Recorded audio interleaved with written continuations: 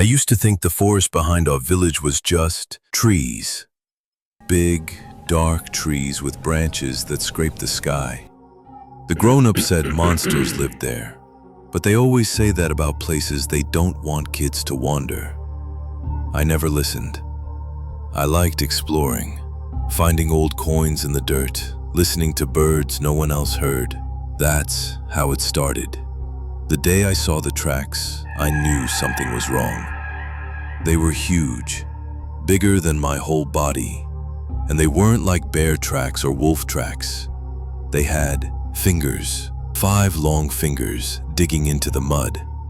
I should have turned back, but curiosity's dangerous. That night, I went back. I don't know why.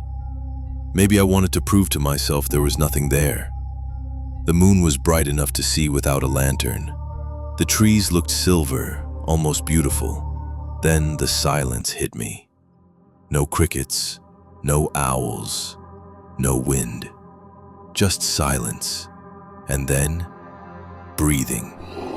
Heavy, like bellows. Slow. In, out. Closer. I froze. My heart was so loud I swore it could hear me. That's when the smell hit me.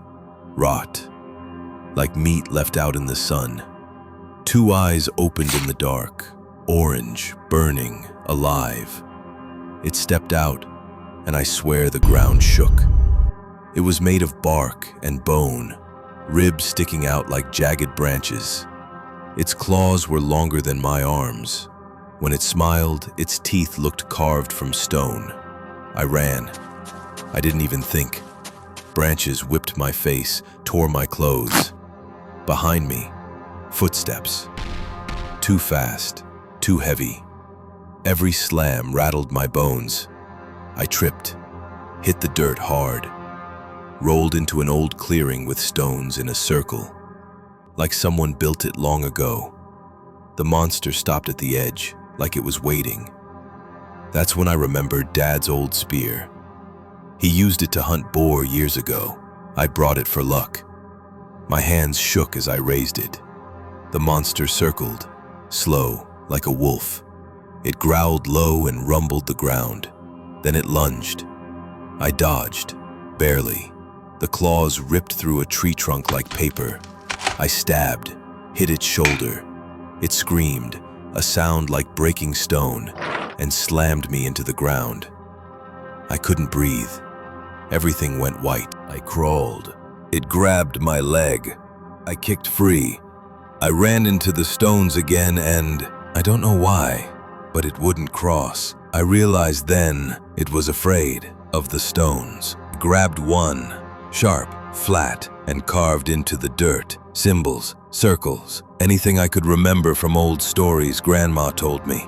The monster paced outside the line, roaring, trying to scare me out. But then it stopped. It waited. It knew I'd have to leave eventually. Hours passed. My arms ached. My throat was dry.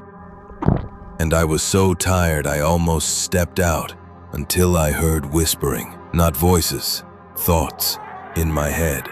Leave. Drop the spear. Come to us. I nearly did. Nearly walked straight into its jaws.